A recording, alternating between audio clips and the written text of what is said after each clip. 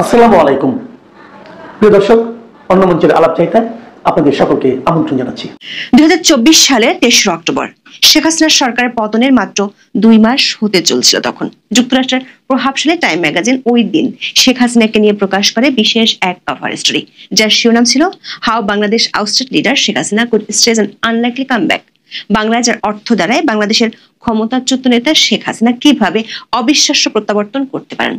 Time ম্যাগাজিনের সে সময়ের নিবন্ধটি সেভাবে দৃষ্টি কাড়েনি বাংলাদেশে, কারণ জুলাই আন্দোলনে শেখ হাসিনা সরকারের পতনের 2 মাস তখনও পার হয়নি। ডক্টর মোহাম্মদ ইউনূসের নেতৃত্বাধীন সরকার মধু চন্দ্রিমা উদযাপনে ব্যস্ত ছিল। তখন দেশ বিদেশের সংবাদ মাধ্যমে ছিল অধ্যাপক ইউনূসকে নিয়ে প্রশংসার বন্যা। জাতিসংঘ সাধারণ পরিষদ অধিবেশন উপলক্ষে নিউ ইয়র্ক যাত্রার মাধ্যমে খোলা হয় বিদেশ সফরের খাতা। এমন এক আনন্দঘন পরিবেশের মাঝে এমন খবর আলোচনায় আসবে না, সেটাই ছিল স্বাভাবিক। উল্টো সরকার সমর্থকেরা শুরু থেকেই দাবি করছেন বাংলাদেশে আওয়ামী লীগ এবং শেখ হাসিনার অধ্যায় শেষ। তবে টাইমের 1 বছর আগের কভার স্টোরি দেয়া কিছু ইঙ্গিত মিলে যাচ্ছে বা মিলতে শুরু করেছে। আকস্মিকভাবে বিশ্ব মিডিয়ায় একের পর এক প্রকাশ হচ্ছে শেখ হাসিনার সাক্ষাৎকার, তাকে নিয়ে আবার হচ্ছে কভার স্টোরিও। বিবিসি বাংলা ইঙ্গিত হলো শুধু প্রিন্টেড সাক্ষাৎকার নয়, বাংলাদেশের ফেব্রুয়ারি নির্বাচনের আগে ভিডিও সাক্ষাৎকার প্রচার হলে অবাক হওয়ার কিছুই থাকবে না। তার চেয়ে বড় আশঙ্কার বিষয় হলো 1 বছরের মধ্যে বিশ্ব মিডিয়া প্রশ্ন তুলছে জুলাই অভ্যুত্থান ব্যর্থ কিনা। সাম্প্রতিক সময় আওয়ামী লীগের নিষেধাজ্ঞা ও অংশগ্রহণমূলক নির্বাচনের ইস্যু নিয়ে আন্তর্জাতিক নানা মহল থেকে চাপে আছে সরকার। সবশেষ বাংলাদেশের আগামী জাতীয় নির্বাচনকে ঘিরে এই 2 ইস্যুতে সতর্ক বার্তা দিয়েছেন যুক্তরাজ্যের হাউস অব লর্ডসের সদস্য লর্ড অ্যালেক্স কার্লাইল। প্রশ্ন হলো, শেখ হাসিনার বিরুদ্ধে মামলার রায় যখন ঘোষিত হতে পারে এবং নির্বাচন যখন সন্নিকটে, তখনই শেখ হাসিনার এত সাক্ষাৎকার প্রকাশ হচ্ছে কেন? আবার শেখ হাসিনার পক্ষ থেকে যেসব অভিযোগ উঠে আসছে সে সম্পর্কে অধ্যাপক ইউনূস ও তার পিআর টিম নীরব কেন? আবার অন্তর্ভুক্তিমূলক নির্বাচনের জন্য যখন বিদেশিদের পক্ষ থেকে চাপ বাড়ছে, তখনই শেখ হাসিনার বক্তব্যগুলো ডিফেন্ড করার মতো শক্ত কোনো যুক্তি কেন সরকার খুঁজে পাচ্ছে না? বিস্তারিত জানতে চলুন যাওয়া যাক বিশ্লেষণে। অন্তর্বর্তী সরকার ক্ষমতা নেওয়ার পর থেকেই তার মিত্ররা দাবি করছেন বাংলাদেশের শেখ হাসিনা এবং আওয়ামী লীগের অধ্যায় শেষ। তবে প্রায় 15 মাসে সরকার এবং তাদের সমর্থকদের আওয়ামী লীগকে নিয়ে সবচেয়ে বেশি ব্যস্ত দেখা গেছে। দলটির কার্যক্রম নিষিদ্ধ করা হয়েছে এবং তারা নির্বাচনে অংশ নিতে পারবে না বলে জানানো হয়েছে। আন্তর্জাতিক অপরাধ আদালতে চলছে শেখ হাসিনা সহ দলের শীর্ষ নেতাদের বিচার। সারা দেশে নেতাকর্মীদের বিরুদ্ধে হয়েছে হাজার হাজার মামলা। তবে এরই মাঝে ধীরে ধীরে আওয়ামী লীগের সক্রিয়তা বাড়ছে। ঢাকা সহ সারা দেশে চলছে ঝটিকা মিছিল।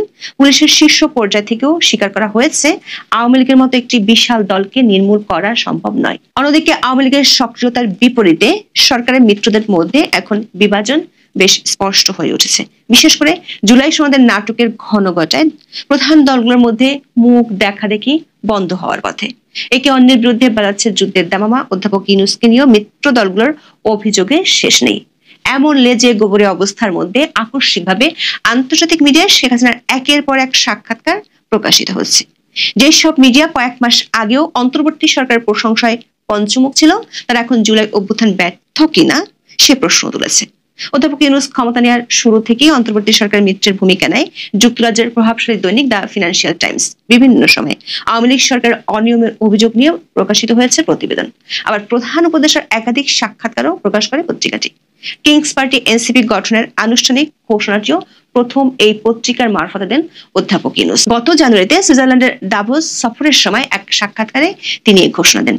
এই সাক্ষাৎকারে 1 মাসের মধ্যে নাহিদ ইসলামের নেতৃত্বে আনুষ্ঠানিক যাত্রা শুরু করে এনসিপি। কিন্তু সেই ফিনান্সিয়াল টাইমসের কন্টেন্ট এবং কন্টেন্টের ফ্রেমিং পাল্টে গেছে রাতারাতি। অন্তর্বর্তী সরকার এবং অধ্যাপক ইউনূসের এমন ঘনিষ্ঠ পত্রিকাটিতেই এখন জুলাই অভ্যুত্থান ব্যর্থ কি না সেই প্রশ্ন তোলা হয়েছে। বাংলাদেশের জেনজি বিপ্লব কি ধ্বংসের পথে, এমন শিরোনামে বিশাল এক প্রতিবেদন 7 নভেম্বর প্রকাশ করে দ্য ফিনান্সিয়াল টাইমস। এতে বলা হয়, শেখ হাসিনার পতনের 1 বছরের বেশি সময় পর ছাত্র আন্দোলন থেকে বাস্তব পরিবর্তনের সম্ভাবনা হারিয়ে যাচ্ছে। প্রতিবেদনে বলা হয়, ছাত্র আন্দোলনটি নতুন মুখ নিয়ে নতুন রাজনৈতিক সমঝোতার সম্ভাবনার কথা বলতো এখন তার উপর থেকে বিশ্বাস উঠে যাচ্ছে, কারণ বহুদিন ধরে দেশকে নিয়ন্ত্রণ করার প্রতিষ্ঠিত রাজনৈতিক শক্তিগুলো আবার প্রভাব বিস্তার করছে। বাংলাদেশে বিভাজনমূলক ধর্মীয় সহিংসতা এখন সাধারণ ঘটনায় পরিণত হয়েছে।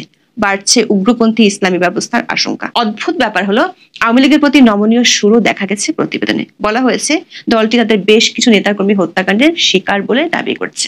অধ্যাপক ইউনূস নিজেও ক্ষমতার অপব্যবহার ও আইনের অপপ্রয়োগের অভিযোগের মুখোমুখি। তার সরকার আওয়ামী লীগকে ফেব্রুয়ারিতে অনুষ্ঠেয় নির্বাচনে নিষিদ্ধ করেছে। অভ্যুত্থানের সাফল্য নিয়ে গুরুতর শঙ্কা জানিয়ে দ্য ফিনান্সিয়াল টাইমস লিখেছে, কেউ কেউ এখন মনে করছেন বিপ্লবটি একটি ভুয়ার সকালের সূচনা বলে মনে হচ্ছে। Bangladesh institute of peace and security স্টাডিজের সিনিয়র ফেলো শাফকাত মুনির পত্রিকাটিকে বলেন, আমাদের একটি বিরল জাতীয় ঐক্যের মুহূর্ত ছিল, আর এখন সেটি সম্পূর্ণ শেষ হয়ে গেছে। আমরা পুরোপুরি বিভক্ত, একে অন্যের সঙ্গে লড়াই করছি। প্রতিবেদনে অভ্যুত্থানের শক্তির প্রতিশোধ করার মনোভাব নিয়েও প্রশ্ন তোলা হয়। পত্রিকাটি লিখেছে, রাজধানীর রাস্তাঘাটে স্বেচ্ছা নির্বাসিত শেখ হাসিনার বিরুদ্ধে প্রতিশোধ নেওয়ার ক্ষুধা স্পষ্টভাবে দৃশ্যমান। ব্যানারে দেখা যায় সাবেক শাসকের ছবি, গলায় ফাঁসির দড়ি। দর্শক, এমন এক দৃশ্য 7 নভেম্বর বিএনপির বিপ্লব ও সংহতি দিবসের কর্মসূচিতেও দেখা গেছে। এতে জেলের ভিতরে শেখ হাসিনা সহ আওয়ামী লীগ নেতাকর্মীদের রাখা বিকৃত প্রতিকৃতি নিয়ে সমালোচনা চলছে সোশ্যাল মিডিয়ায়। ফিনান্সিয়াল টাইমসের প্রতিবেদনটিতে একতরফা নির্বাচনের বিরুদ্ধে শেখ হাসিনার বক্তব্য তুলে ধরা হয়। অন্যদিকে মানবাধিকার সংস্থাগুলোর বরাত দিয়ে বলা হয়, রাজনৈতিক বিরোধীদের আইনি অধিকার দমনে অন্তর্বর্তী সরকার সীমা ছাড়িয়ে গেছে। কিছুদিন আগেও অন্তর্বর্তী সরকারের সোচ্চার সমর্থক হিসেবে পরিচিত ছিল দ্য ফিনান্সিয়াল টাইমস, অথচ প্রতিবেদনের শেষে তারা তুলে ধরেছে চূড়ান্ত হতাশা। পত্রিকাটি লিখেছে, অন্তর্বর্তী সরকার প্রধানের আবাসস্থল যমুনার হলঘরগুলোতে গর্বের অনুভূতি থাকলেও দেশের সামনে এখন টান টান নির্বাচনী উত্তাপ। এর চাপ, ক্লান্তি ও হতাশায় ইউনূস ও তার দলের মন ভারী।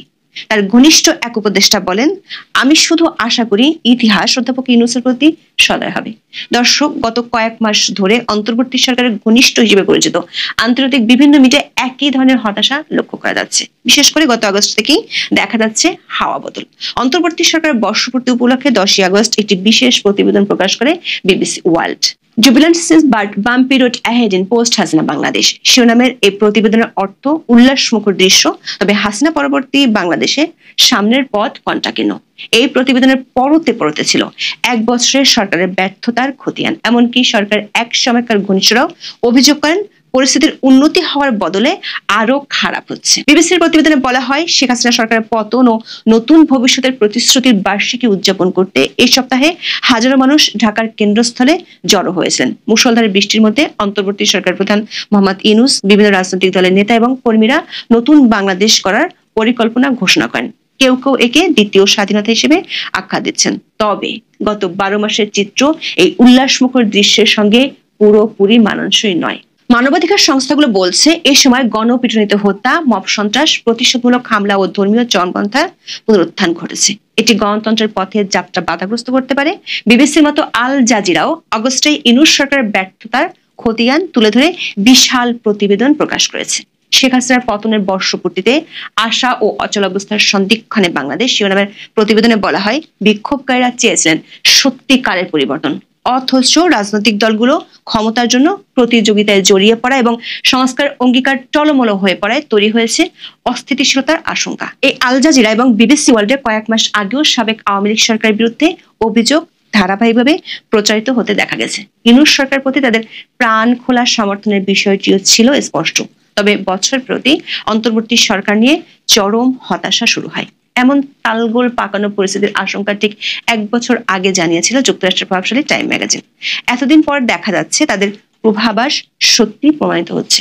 2024 সালের 23 অক্টোবর টাইমের প্রতিবেদনে বলা হয়, অন্তর্বর্তী সরকারের ব্যর্থতা এবং মিত্রদের হানাহানির কারণে আবার শক্তিশালী প্রত্যাবর্তন ঘটতে পারে শেখ হাসিনার। প্রতিবেদনে বলা হয়, শেখ হাসিনার প্রস্থান নিয়ে প্রথমে উচ্ছ্বাস দেখা দিয়েছিল, তবে এখন দেশ কোন পথে যাবে তা নিয়ে কোলাহল ও ঝগড়ায় রূপ নিয়েছে। সংস্কারপন্থীরা বড় ধরনের সংকটে আছেন। কার্যকর সংস্কার বাস্তবায়ন এবং নিপীড়নের জন্য দায়ীদের জবাবদিহিতা আনতে সময় লাগবে। অর্থনৈতিকভাবে ভুগতে থাকা দিক নির্দেশনাহীন দেশ দ্রুত ধৈর্য হারাবে। অস্থিরতা ও অচলাবস্থা চলতে থাকলে বিপর্যস্ত জনগণ শেখ হাসিনার রেকর্ডের দিকে হয়তো আরো সহানুভূতির সঙ্গে ফিরে তাকাবে। টাইমের প্রতিবেদনে উইলসন সেন্টার দক্ষিণ এশিয়া ইনস্টিটিউটের পরিচালক মাইকেল কুগেলম্যান বলেন, শেখ হাসিনার প্রত্যাবর্তন খুবই বিশ্বাসযোগ্য সম্ভাবনা।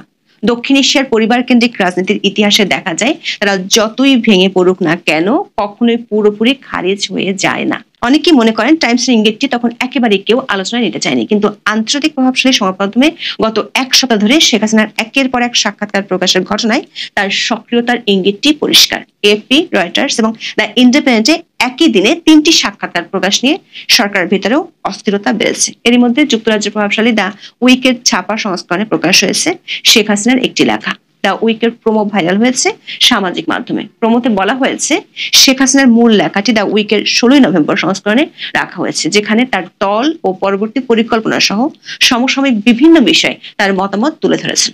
শেখ হাসিনার এই লেখার যে অংশটুকু দ্য উইক তুলে ধরেছে সেখানে বলা হয়েছে, দেশ পরিচালনার হাল ইউনূসের হাতে নেই, তার হাতে কোনো নিয়ন্ত্রণ নেই, উগ্রপন্থীদের উত্থানের কথা বলা হয়েছে।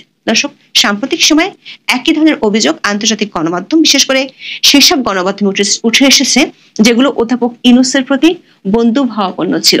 এর মধ্যে 7 নভেম্বর ভারতের প্রভাবশালী দুটি দৈনিক হিন্দুস্তান টাইমস এবং দ্য নিউ ইন্ডিয়ান এক্সপ্রেসে আরো 2টি সাক্ষাৎকার বেরিয়েছে।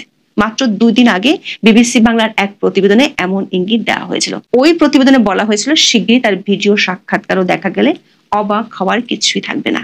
এই দুটো পত্রিকায় শেখ হাসিনা তার বিরুদ্ধে ওঠা অভিযোগগুলো, বিশেষ করে জুলাই আন্দোলনের শিক্ষার্থী হত্যা, আওয়ামী লীগের নিষেধাজ্ঞা, আগামী সংসদ নির্বাচন, এমনকি বিদেশি হস্তক্ষেপ নিয়েও কথা বলেছেন। তিনি নির্বাচনে অংশ নেওয়ার ইচ্ছা, নিজের দলের কার্যক্রমে নিষেধাজ্ঞা দেওয়ার বৈধতা মোহাম্মদ ইউনূসের সরকারে রয়েছে কিনা তা নিয়েও তুলেছেন প্রশ্ন। শেখ হাসিনা আগের 3টি সাক্ষাৎকারের মতো দাবি করেছেন সরকার প্রধান হিসেবে জুলাই আন্দোলনের সময় নেতৃত্বের দায় তার উপর বর্তায়, তবে প্রাণহানির ঘটনা এড়ানোই ছিল তার উদ্দেশ্য। তিনি বলেছেন, নিরাপত্তা বাহিনীকে সরাসরি আদেশ বা নির্দেশ দিয়েছেন এমন ধারণা ভুল। সৎ মনোভাব নিয়ে সব পদক্ষেপ নেওয়া হয়েছে।